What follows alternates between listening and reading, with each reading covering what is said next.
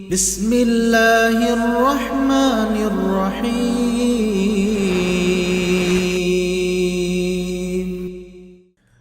أعوذ بالله من الشيطان الرجيم.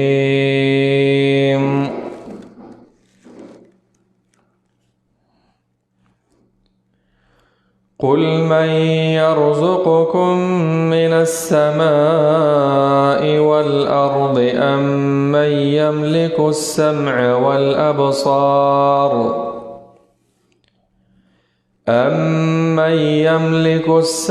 والأبصار ومن يخرج الحي من الميت ويخرج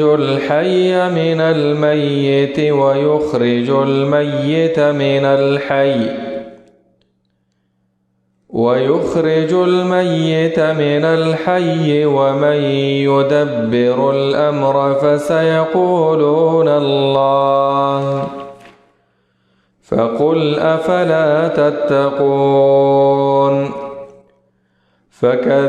فذلكم الله ربكم الحق فماذا بعد الحق إلا الضلال فأنى تصرفون. كذلك حقت كلمة ربك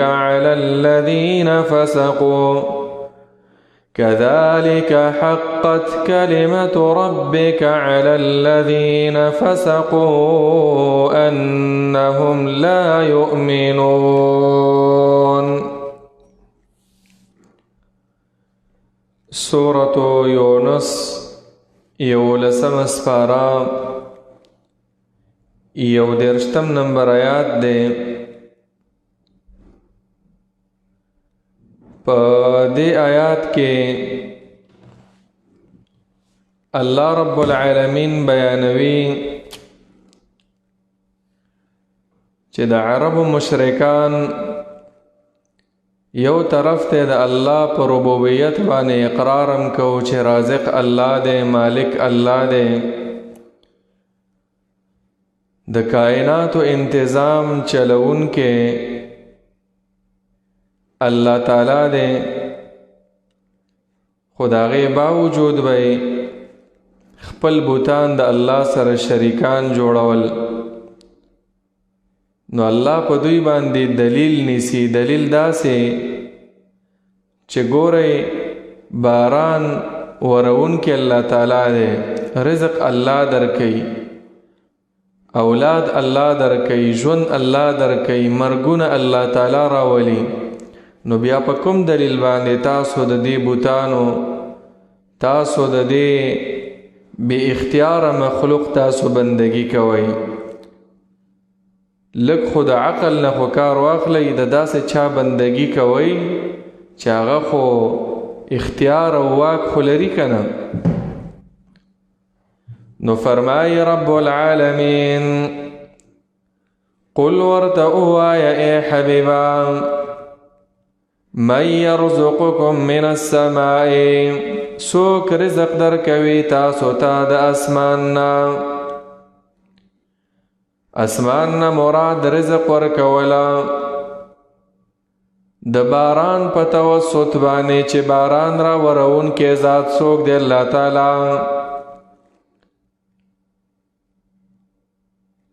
والارض او د ځمکې نه په نباتات او په شنکیاتو را زرغونولو باندې،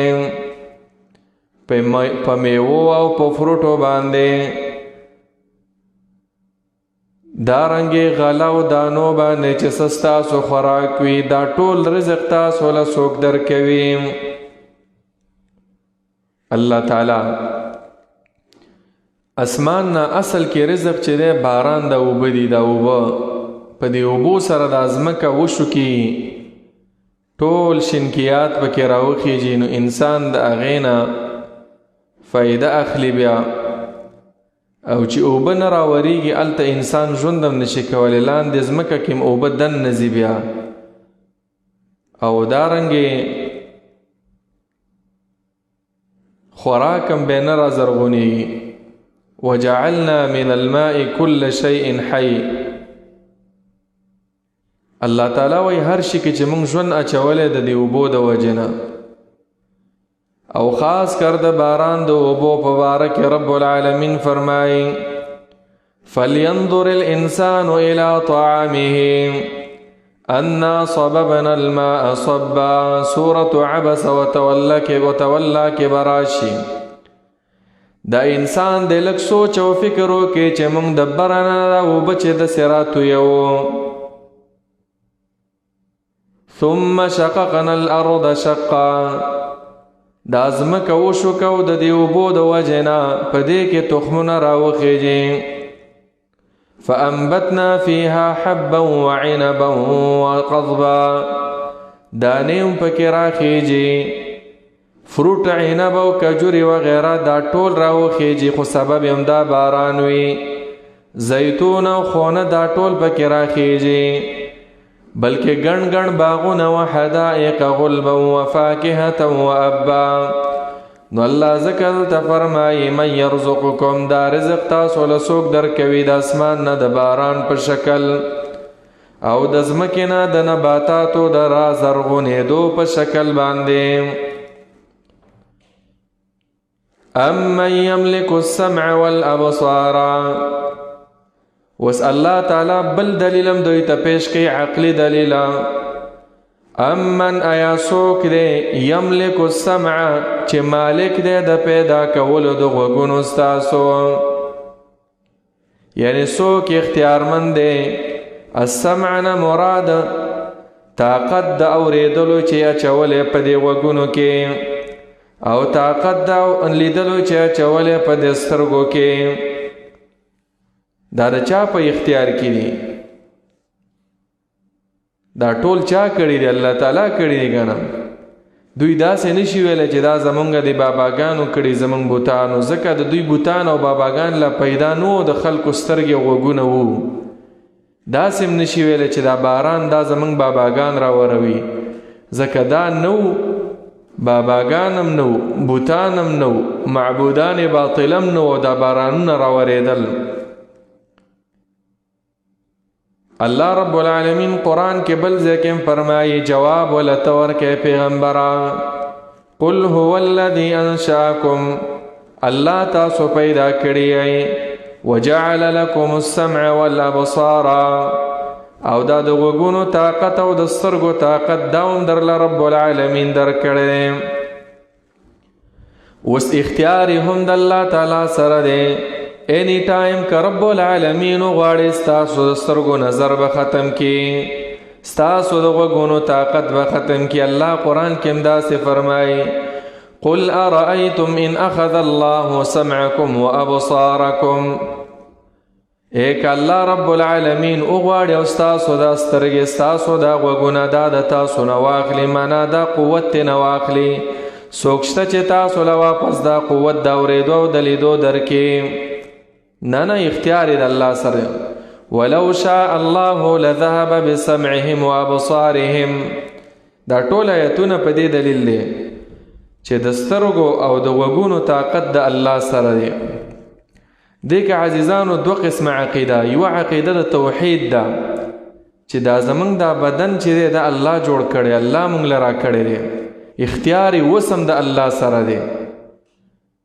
نو دویم لږ لرې سوچ، ایمان او د اسلام راوړل نه وروسته لرې سوچ دا دی ګوره دا غوږونه او دا سترګې غلط مه استعمالوه، دا سترګې به دې ړندې شي، دا غوږونه به دې کاڼه شي.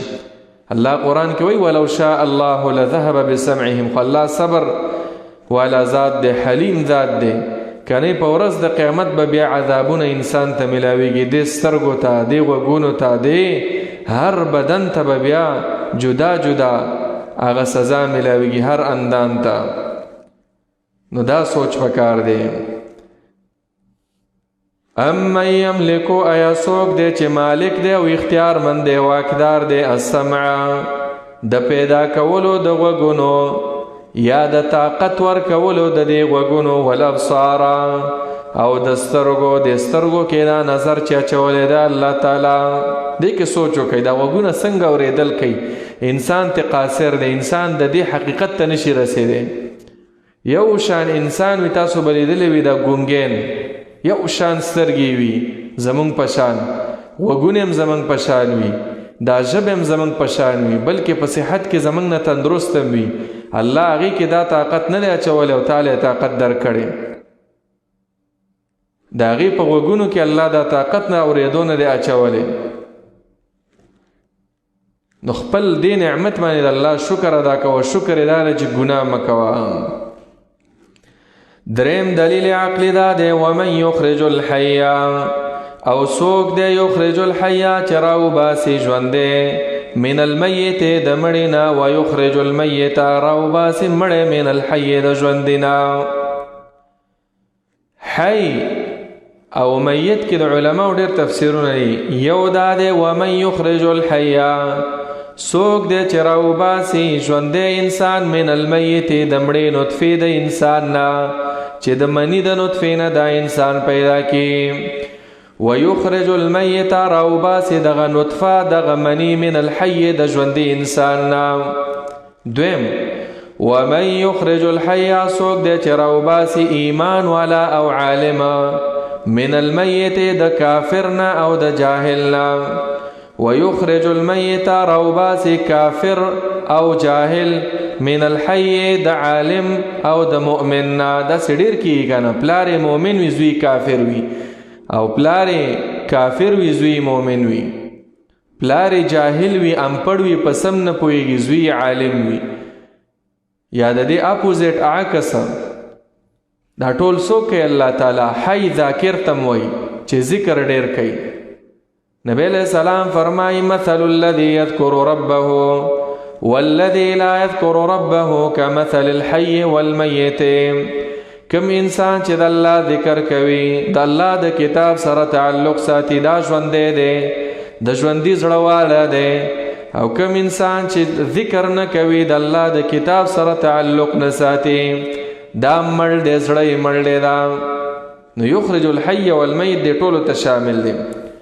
بعض علماء دا ویلی من یخرج المیت من یخرج الحی، څوک دی چې راوباسي الحی دا ژوندی بچی د چرګې چرګوړې من المیت د مړې انډې نه. بیا ویخرج المیت راوباسي دغه مړه انډه او مړه اګۍ من الحی د ژوندی چرګې نه. دا ټول نظام داسې روان دی. لږ سوچ پکار دی. دا ژوند لکه خلاصه دا دا ژوند او مرګ چا پیدا کړی دی؟ جواب دا دی په خپله باندې به دا کافر جواب کوي چې الله. نو بیا ولې د دغه رب بندګي نه کوئ؟ څلورم دلیل عقلی ومن یدبر الامر، او څوک دی چې تدبیر کوي د هر کار، اختیارمند دی د ټولو کارونو، انتظام چلوي د ټولو کارونو. الامر نه مراد ټول کارونه. ټول کارونه که د اسمان سره تعلق لري، نظام سماوي دی، او که د ځمکې سره، که د ځمکې نظام دی، که د ورځې او د شپې بدلول دی، که باران را ورول دی او که ګرمي را وستل دی او که یخني، ورځ اوږدول دی که لنډول دی، انسان له عمر ورکول دی عمر اخیستل دی، غمونه را وستل غمونه پورته کول، بیماریان را وستل او شفا ورکول. دا ټول تدبیر دا څوک کوي؟ الله تعالی. آیات کې رد دی په بعضې صوفیانو باندې، اهل تصوف، چې هغوی دا عقیده لري چې په دې عالم کې بعضې غوثان دی او قطبان دي، الله تعالی هغوی ته دا نظام حواله کړی دی. دا ټول غلط عقیدې دي، د قرآن خلافه. انتظام چلونکي الله تعالی دی، هیڅ چاته ضرورت نشته، شریک الله تعالی نه لري. نو دا څلور تپوسونه چې ته وشي، فسیقولون، نو الله رب العالمین فرمایي زر دی چې دوی به وایي الله تعالی دا ټول کارونه کوي. زمونږ رب چې خالق السماوات والارض، هغه ذات دی چې داغه نه تپوس نشي کېدی او ټول خلق داغه نه سوالونه غواړي.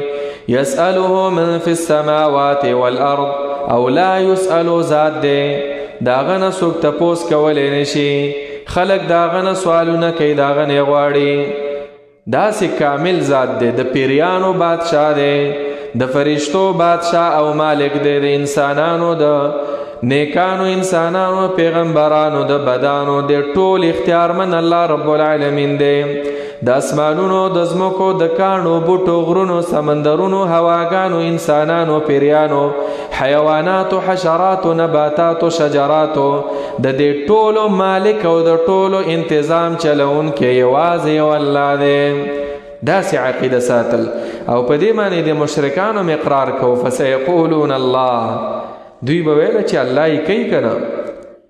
نو رب العالمین فرمای فقل ورته ووایه ای حبیبه ای پیغمبره چې کله دومره اقرار کوئ نو افلا تتقون، نو ولې نه ویریږئ د الله د عذاب نه چې الله قادر دی چې داسې غټ غټ اسمانونه پیدا کړي، په دې هم قادر دی چې دا ځمکه در باندې وخوځوي، زلزلې در باندې راشي تباه شي. که هیڅ عذاب در باندې رانشي نو دا مرګ خو در باندې راولي که نه رب العالمین، نو ولې د الله د عذاب نه نه یریږئ. یا افلا تتقون معنا ولې ځانونه بچ نه ساتئ د شرک نه، د شرک نه ځان بچ ولې نه ساتئ. امام ابن کثیر رحمه الله ډېره ښکلې ترجمه کړې. افلا تتقون معنا افلا تخافون منه ان تعبدوا معه غیره بآرائکم وجهلکم، نو بیا ولې نه یریږئ تاسو د رب العالمین نه چې تاسو د هغه سره شریکان جوړوئ د خپل ذهن مطابق باندې او هیڅ دلیل در سره نشته.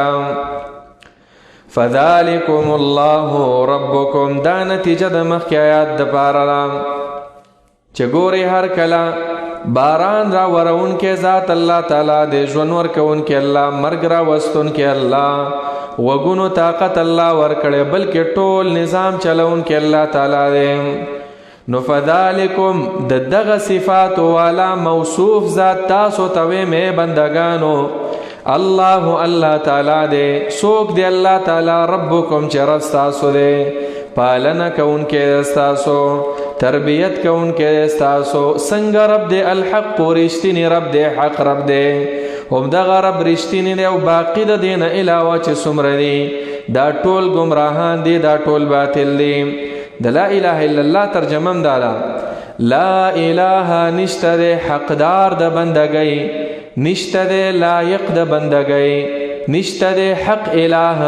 دا د حق ټکی پکې د کوم ځای نه وی اله کې؟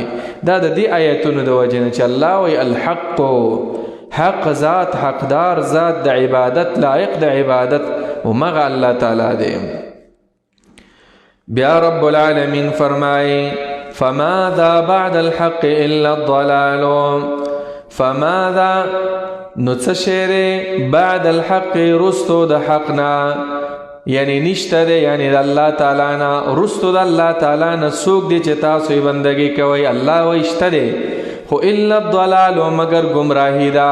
څه چې تاسو پسې روان وئ دا ټوله گمراهی ده. یا معنا دا ده فماذا بعد الحق، پس نشته دی پس د پرېښودلو د حق ذات نه الا الضلال مگر گمراهی ده، چې دغه حق ذات هم پرېښودو نو گمراهی طرف ته به روان شئ، گمراه بشي. بیا امام ابن کثیر ښکلې ترجمه کړي فکل معبود سواه باطل، وای د دې ځای مفهومي ترجمه دا ده چې هر معبود چې د الله نه علاوه دی دا ټول باطل دی، گمراه دی، دغه بالکل حق نه دی.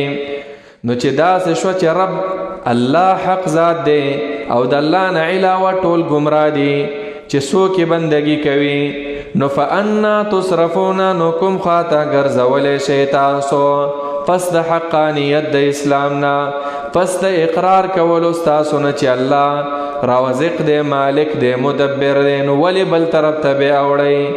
یا پس څنګه اړولی شئ تاسو د حق نه؟ كذلك حقت كلمة ربك على الذين فسقوا أنهم لا يؤمنون. د دې آیات مطلب دا دی چې هر کله دا مشرکان سره د پوهې نه کلک ولاړ دي په شرک باندې، نو معلومه شوه چې د دوی په باره کې دا فیصله شوې ده چې دوی ایمان نه راوړي. دوی کې بالکل هغه خلک چې وایي لچک پکې نشته دی دین طرف ته، میلان پکې نشته، نو الله هم دا فیصله وکړه چې زم درته هدایت نه کومه. لا یؤمنون دا د هدایت والا نه دي، ضدین دي، دا عنادین دي، سره د پوهې په شرک باندې ته ودرېږي. نو الله رب العالمین فرمایي کذالک هم دغه شان، څنګه هم دغه شان لکه څنګه چې الله تعالی لایق د بندګۍ دی نو دوی لایق د عذاب دی، بیا ځکه دوی باطل دی. الله حق دی نو لایق او حقدار د بندګۍ دی، نو دوی باطل دی نو دوی لایق او حقدار د عذاب دی. نو کذالک هم دغه شان حقت لایق شو کلمت ربک، حکم در ربستا یعنی لازم شو او لایق شو حکم در ربستا چې هغه امر د عذاب دی علی الذین فسقوا، پاغه کسانو باندې چې کافران شوي دي، پاغه کسانو باندې چې کافران شوي دي. یا کذالک حقت مفهومی ترجمه دام ده، هم دغه شان هم داسې حقت کلمت ربک، پوره شوې ده فیصله د ربستا علی الذین، پاغه کسانو باندې فسقوا چې فاسقان دي. فسقوا معنا چې فاسقان دي، کافران شوي دي، نافرمان دي. په دوی باندې عذاب ولی راځي؟ یا ور باندې امر د عذاب مخکنی ترجمه سره ولی په عذاب راځي؟ وجه دا د انهم لا یؤمنون، انهم په معنا د لانهم، ولی ور باندې د عذاب فیصله شوې ده ځکه چې دوی ایمان نه راوړي. او دویم داسې دی چې د دوی په حق کې دا فیصله شوې ده چې انهم لا یؤمنون، دوی با ایمان نه راوړي ځکه دوی سره د علم په شرک باندې ولاړ دي. دواړه ترجمه صحیح دي. قل هل من شرکائکم من یبدأ الخلق ثم یعیده، په دې آیات کې الله رب العالمین رد کوي په مشرکانو چې دا غوی شریکان او برخداران هیڅ شی نشي پیدا کولی. نو په څه وجه به د الله سره تاسو شریکان جوړوئ؟ ستاسو شریکانو څه پیدا کړي دي؟ اسمانونه، ځمکې، بوټي، کاڼي، غرونه نه. نو به ولې الله سره شریکوئ؟ نو رب العالمین فرمایي قل ورته ووایه ای حبیبا هل من شرکائکم، آیا شته دی د شریکانو ستاسو نه چې تاسو شریکان جوړ کړي د الله تعالی سره؟ من هغه څوک یبدأ الخلق چې اول پیدایش وکړي د مخلوق، اول پیدا کی مخلوق. یبدأ الخلق معنا مفهومی ترجمه دا چې موږ تاسو به پوه شو چې من بدأ خلق السماوات والارض، د اسمانونو ازمکه دا اول چا پیدا کړی دي؟ د انسانان اول چا پیدا کړی دي؟ الله. ستاسو شریکانو کې داسې څوک شته چې اول څه شی پیدا کی؟ پیدای کی به په مرګ راولي، ثم یعیده، بیا ژوندي کړي دوی لرا پس د مرګ نه، دوباره را پیدا کړي، بیا دوباره پیدایش ور لور کړي پس د مرګ نه. داسې څوک شته؟ جواب دا دی چې نه، نشته بل څوک. قل الله، ورته ووایه ستاسو شریکان خدا کار کولی نشي. ورته ووایه زما رب چې دی الله، الله تعالی یبدأ الخلق، اول پیدا کول کوي مخلوق لرا، اول هغه پیدا کړی دی دا مخلوق، بیا چې مړ کی وفات کی ثم یعیده، بیا به دوباره را پیدا کی، دوباره ژوند به ور لور کی پس د مرګ نه. فانا توفکون، نو کوم طرف ته اړول کېږئ تاسو د سمې لارې نه کږې لارې ته؟ ولې تاسو سمې لارې ته نه راځئ؟ ولې تاسو په کږو لارو روانې؟ ولې تاسو د اسلام او د ایمان د دین ته نه راځئ؟ ولې تاسو د کفر او د شرک په عقیدو کې روانې؟ تاسو مخکې آیات کې ویل فانا تصرفون، کوم طرف ته ګرځولی شئ تاسو؟ دلته تؤفکون. دا تؤفکون چې دی تصرفون صرف اوړېدل د یو حال نه بل حال ته، او د تؤفکون کې نورم معنا لږه تیزه ده، یعنی تاسو اوړئ د رښتیاو نه دروغو ته، ټولې خبرې هم دروغ، دلایل هم د دروغو، خبرې هم د دروغو، دلیل در سره نشته، ټول دروغو پسې روان یئ. قل هل من شرکائکم من یهدی الی الحق قل الله یهدی الی الحق. په دې آیات کې الله رب العالمین بیا په دې مشرکانو رد کوي چې ستاسو معبودان خو چاته هدایت کولی نشي، چاته لار ښودلی نشي، ګونګه بهره دي ټوله، مړه دي څه اوري نه، ستاسو حاجتونه پوره کولی نشي بلکې په خپل باندې په هدایت باندې نه دی. رب العالمین فرمایي چې یو سړی په خپل په سمه نه دی روان نو بل ته به څه لاره وښیي او زما رب چې دی ورته ووایه پیغمبره صحیح لارې ته تاسو رابلي. والله يدعو الى دار السلام. نو رب العالمین فرمایي قل ورته ووایه پیغمبره هل من شرکائکم یشتدی په شریکانو ستاسو کې چې تاسو برخداران ګرځولي د الله سره من داسې څوک یهدي الی الحق چې لاره وښایي حق طرف ته لاره وښایي حق طرف ته یا دې ورسوي حق ته داسې څوک شته؟ جواب ورکه قل الله الله تعالی چې دی یهدي الی الحق لارم درته ښیي حق ته ورسوي دي هم حق ته. حق نه مراد الله تعالی د مخکې ذکر شو ذالکم الله ربکم الحق. حق نه مراد د الله بندگی ده. حق نه مراد د قرآن دی. د حق نه مراد پیغمبر دی. د حق نه مراد ټول دین دی. د حق نه مراد نتیجه د حق چې هغه جنت دی جنت تم رسوي هغه الله تعالی دی. اوس ورته ووایه فمن یهدي الی الحق. اوس د عقل نه کار واخلئ. یو ذات تاسو حق طرف ته رسوي او بل داسې کس دی چې هغه په خپل حق پیژني نه په حق باندې روان نه دی نو کوم یو ډېر حقدار دی چې د هغې تابعداري وشي؟ جواب هغه څوک چې څوک ماته صحیح لاره ښیي چې هغه الله تعالی دی. افمن یهدي آیا هغه څوک چې هغه لاره ښیي رسوي ته الی الحق حق ته احق هغه ډېر لایق دی د بندګۍ ان یتبع هغه ډېر لایق دی ان د دې خبرې یتبع چې تابعداري وکړی شي د حکمونو د هغې امن که هغه څوک لا یهدي چې هغه څوک چې هغه په خپله هم لاره موندلی نشي. لا یهدي کې معنا په خپله د ځان دپاره لاره موندلی نشي الا ان یهدا مگر که لاره وښودلی شي هغه ته د لاس نه ونیسي روان کې صحیح ده که نه هغه په خپله په ګډو وړو سره دی کافر دی که نه مشرک دی. یا دینه مراد د سورت مریم د آیات د تشریح مطابق دا بوتانم دي چې دا په خپله نه څه ییني نه څه اوري نو د دې بندګي تاسو ولې کوئ؟ الله رب العالمین هلته حکایت کوي د ابراهیم علیه السلام د واقعې نه چې ابراهیم خپل پلار ته وویله یا ابتی لم تعبدو ما لا یسمع ولا یبصر ولا یغني عنک شیئا. اے پلار اے بابا جانا تو ولی بندگی کې د داسې شیزونو لا یسمع ولا یبصر نه اوریدل کولی شي او نه لیدل کولی شي بلکې د تا نه هیڅ شی هم لرې کولی نشي د الله د عذاب نه. خپل قوم ته دام ویلي اتعبدون ما تنحتون والله خلقکم وما تعملون د داسې شیزونو بندگی کوئ چې تاسو په لاسونو تراشلي او په لاسونو هم جوړ کړي لږ د عقل نه کار واخلئ. نو د داسې چا بندگی پکار ده او اطاعت پکار دی او تابعداري چې هغه په خپله صحیح لاره نه پیژني تا ته به څه هدایت وکړي او که د داسې ذات چې د هغه یو صفت دی هادي تا ته لاره ښیي بیا د حق ته مرسئ. جواب په خپله چې عاقل انساني وایي به چې د رب العالمین تابعداري پکار ده.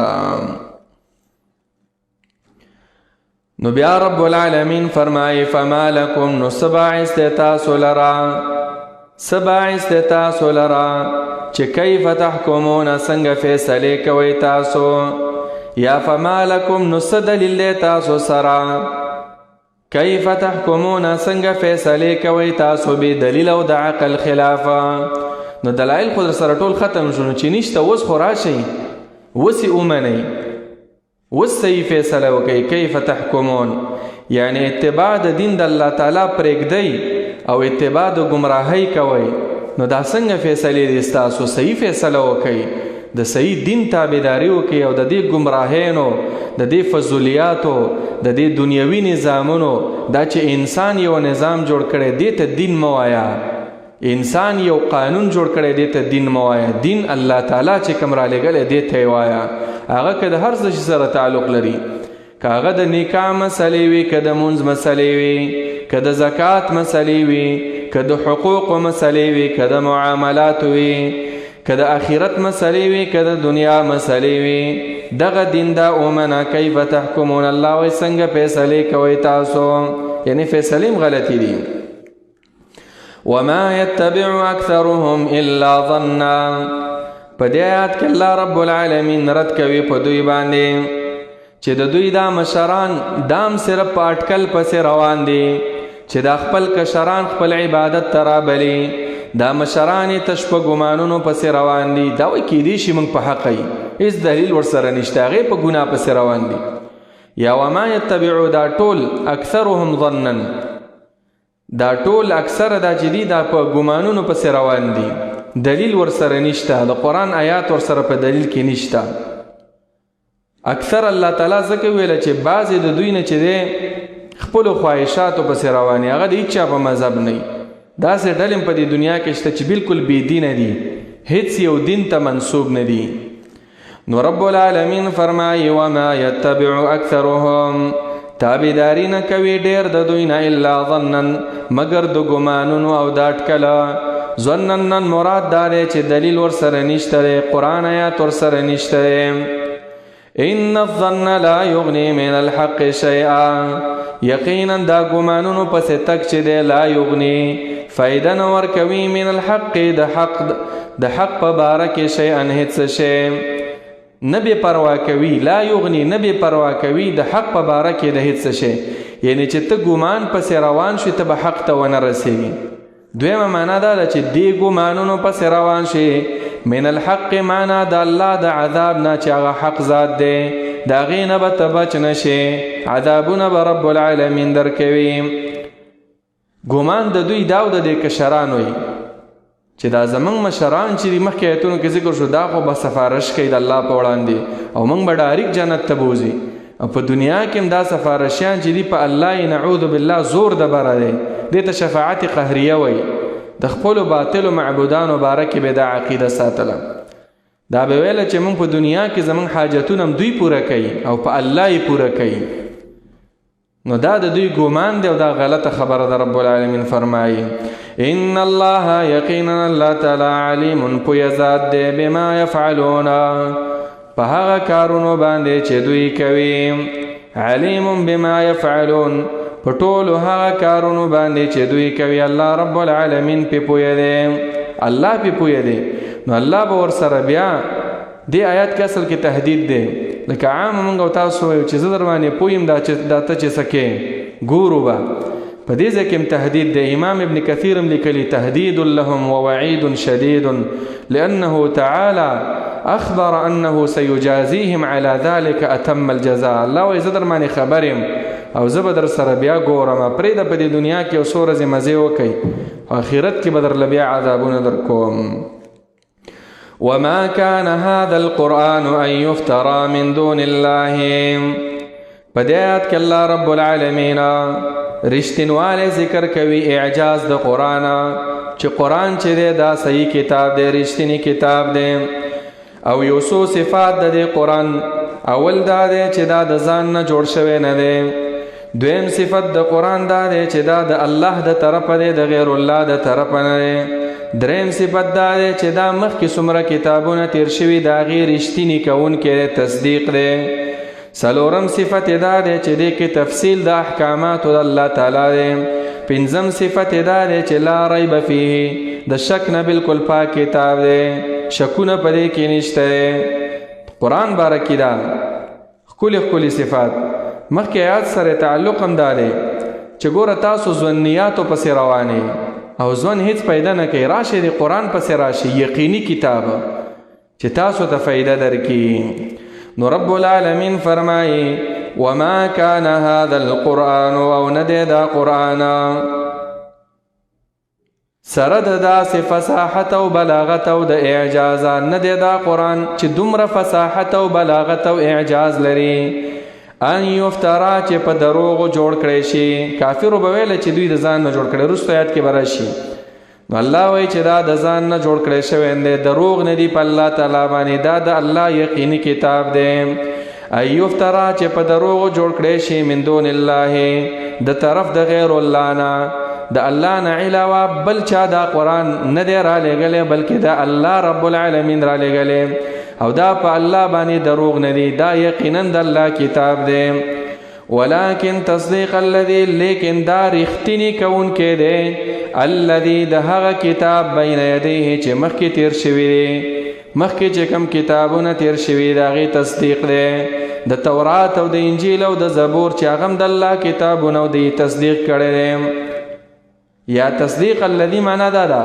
لیکن دا قرآن نازل شوی دی د پاره د تصدیق د مخکنی کتابونو وتفصیل الکتاب او تفصیل کوونکی دی د هغه څه چې لیکلی شوي دي په تاسو باندې یعنی د هغه حکمونو چې فرض کړی شوي دي او لیکلی شوي دي په تاسو باندې لا ریب فیه بل صفت دا دی چې په دې کې هیڅ شک نشته کافر خو پکې شک کوي ان کنتم فی ریب کافر شک کو معنا دا دا چې شک پکې نشته خو من رب العالمین د الله د طرفه خلک د پکې شک کوي کنه یقینا کتاب د الله دی د الله د طرفه پکې شک نشته لا ریب فیه هیڅ شک نشته په دې کتاب کې من رب العالمین د طرفه د رب العالمین چې رب د ټولو مخلوقاتو دی ام یقولون افتراه دوی به بیا هم دا ویله چې دا خو د پیغمبر د ځان نه جوړ کړی نو رب العالمین دوی ته چیلنج ورکو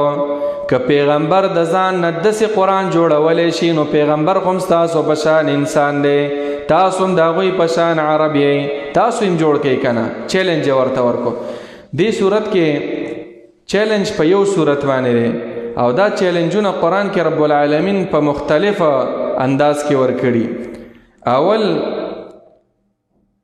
چیلنج دوی ته ورکړی شوی په سورة الاسراء کې چې که تاسو وایئ چې دا قرآن د ځان نه جوړ شوی لاړ شي تاسو دې قرآن په شانتي یو قرآن راوړئ پوره کتاب 10 سپارې الله رب العالمین هلته چیلنج ورکړی قل لئن اجتمعت الانس والجن على ان یأتوا بمثل هذا القرآن اے پیغمبره دې خلکو ته ووایه که راجمع شي دا ټول انسانان او ټول پیریان چې راوړي د دې قرآن په شانتې قرآن نو لا یأتون بمثله د قرآن په مثل په شانتې کتاب نشي راوړی د قرآن په شان کتاب نشي راوړی ولو کان بعضهم لبعض ظهیرا اگر که د یو بل سره دوی مدد وکړي ټول علما دې د دوی راجمع شي ټول مولیان دې د دوی راجمع شي ټول شاعران دې د دوی راجمع شي د قرآن په شانتې فصیح کتاب بلیغ کتاب د هرې زمانې سره فټ کتاب او داسې کتاب چې زړه نرمونکی کتاب دی داسې کتاب چې په خوند دې سړی نه مړېږي را دې وړي که نه اول الله چیلنج د ټول قرآن ورکړی خو د دې نه عاجز دوی بیا رب العالمین ورته ویله چې ټول قرآن خو امپاسبل ناممکن ده دا خو نشئ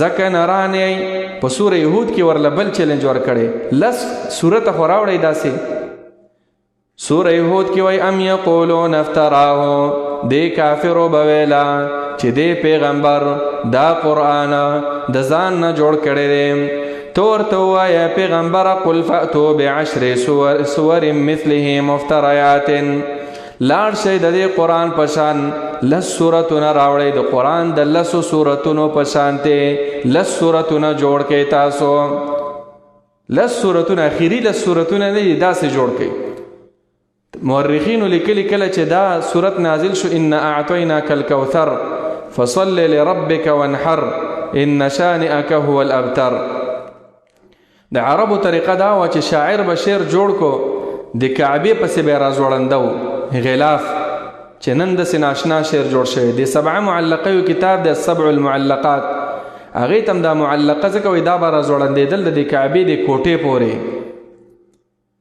صحابه کرامو کې بعضو صحابه کرامو دا صورت راځوړند کو وړوکې صورت 3 آیاته قرآن کې مختصر صورت وای دا عرب مشرکان راغلل او یو غټ شاعر هم راوستو وی ویله چې نن مقابله کوو د دې یو شاعر بل هغه یو شاعر چې سکته پورته ورته وکتل وی ویله انا اعطیناک الکوثر والله ما هذا قول البشر وای دا انا اعطیناک الکوثر وای دا الله په ذات باندې قسم چې دا د بشر وینا نه ده ټول عاجز شو لاړل نو الله رب العالمین د لسو سورتونو چیلنج ورکو هغه سم نشي راوړلی. نو په دې صورت کې الله رب العالمین او په سوره بقره کې الله ورته دلته چیلنج ورکو چې فاتو ام یقولون افتراه، ام یقولون بلکې آیا وای دوی افتراه چې جوړ کړی دی د پیغمبر دا قرآن د ځان نه په دروغو باندې. قل ورته وی پیغمبره چې ټول قرآن خو نشئ راوړی، لس سورتونه هم نشئ راوړی. قل فأتو بسورة مثله، راوړی تاسو یو سورت مثله پشان ته د قرآن چې په اعجاز او فصاحت او بلاغت کې د قرآن پشان وي. او تاسو ته اختیار دی ودعو راو بلی من استطاعتم، هغه څوک چې وسه کېږي ستاسو چې په چا مطاقت بروي چاته لاسرسی کېږي من دون الله سوا د الله نه راوی بلی د څه دپاره د دې مقابلې دپاره. ان کنتم صادقین کچیر تاسو رښتینی یی چې دا قرآن دی پیغمبر د ځان نه جوړ کړی ورشئ کنه یو صورت راوړئ. بیا په سوره بقره کې ورسره ذکر شوي فإن لم تفعلوا ولن تفعلوا فاتقوا النار، داسې هم نشئ کولی، یو صورت هم نشئ کولی، یو صورت هم نشئ راوړلی قرآن په شان. نو بیا د الله نه ویریږئ. بل کذبوا بما لم يحيطوا بعلمه. اوس په دې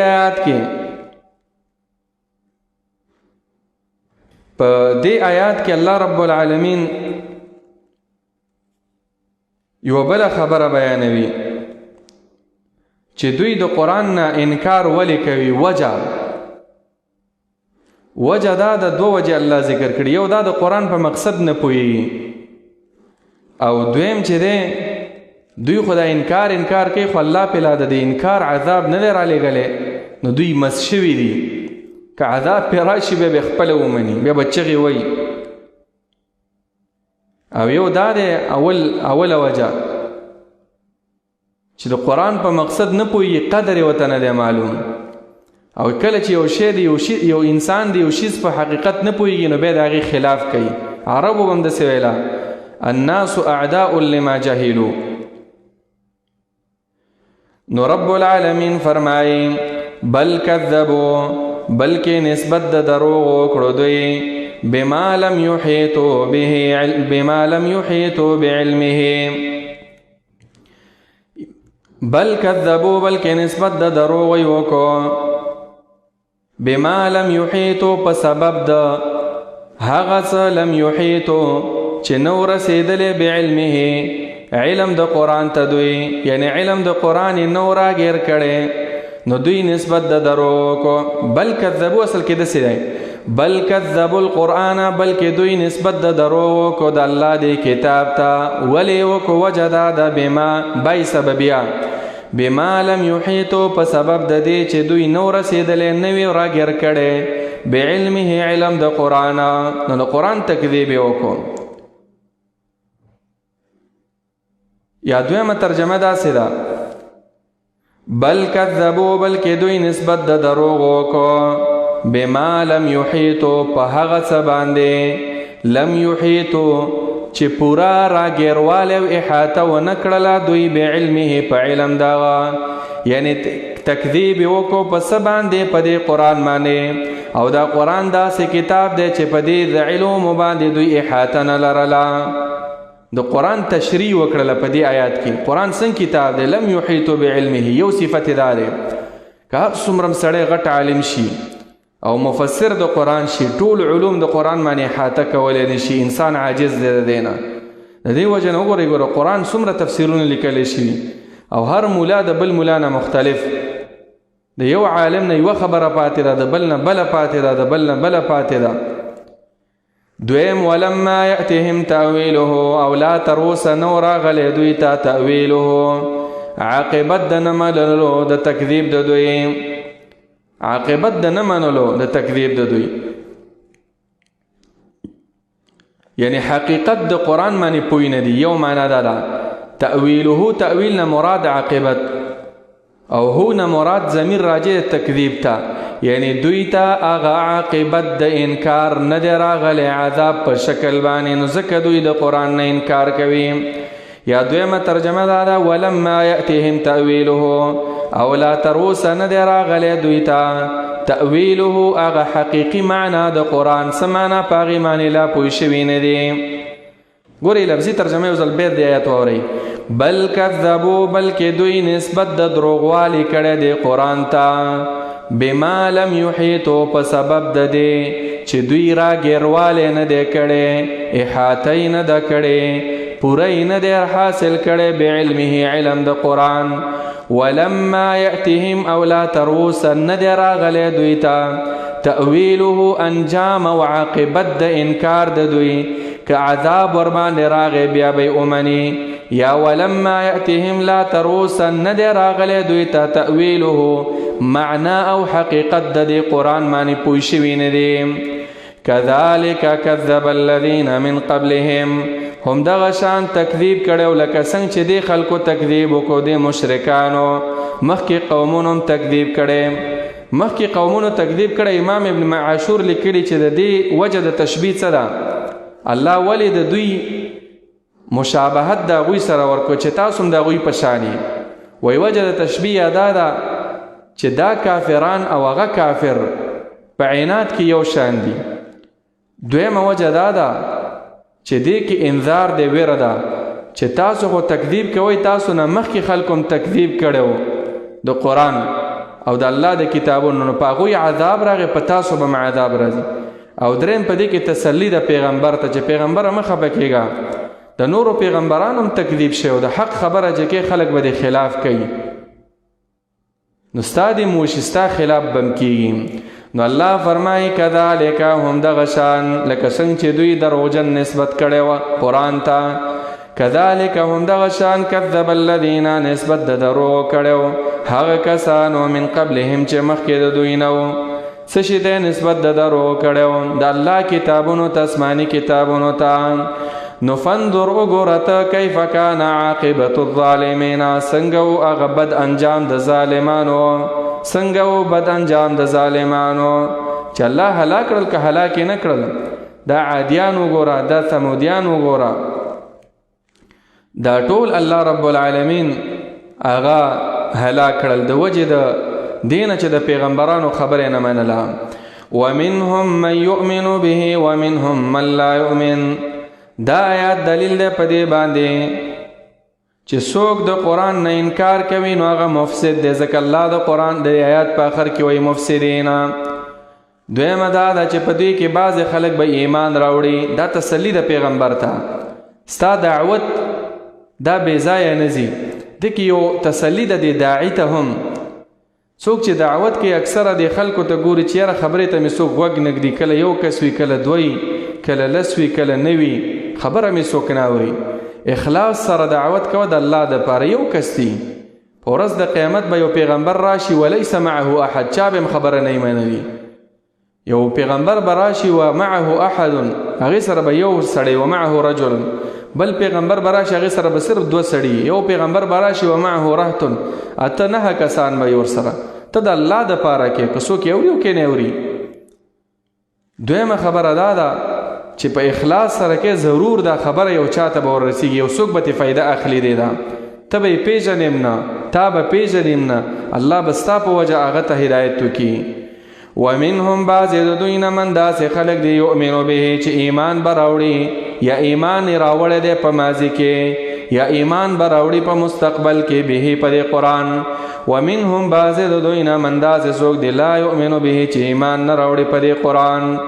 وربک اعلم بالمفسدین او رب ستا چې دی هغه ډېر پوهه دی بالمفسدین په فساد کوونکو باندې یعنی هغه سړی فاسد دی چې د قرآن نه انکار کوي هغه سړی مفسد دی چې هغه قرآن له وخت نه ورکوي دا ټول فساد دی عزیزانو. مسلمانانو کې دا فساد ډېر دی عمر یې تیر شي 50 کاله 80 کاله قرآن چېرته ونه ګوري چې دې کې څه دي الله ما ته څه وایي الله زمانه څه غواړي.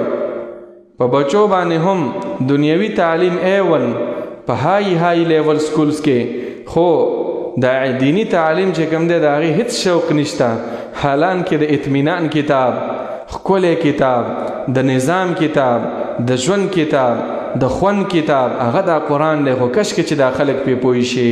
الله رب العالمین دې زمونږ او ستاسو د ټولو شوق او رغبت د قرآن سره پیدا کړي او رب العالمین دې زمونږ او ستاسو مینه او محبت د قرآن سره پیدا کړي او الله رب العالمین دې د مرګ نه مخکې موږ له توفیق راکړي چې د الله کتاب باندې صحیح ځان پوه کړو او بیا پې عمل وکړو. آمین یا رب العالمین.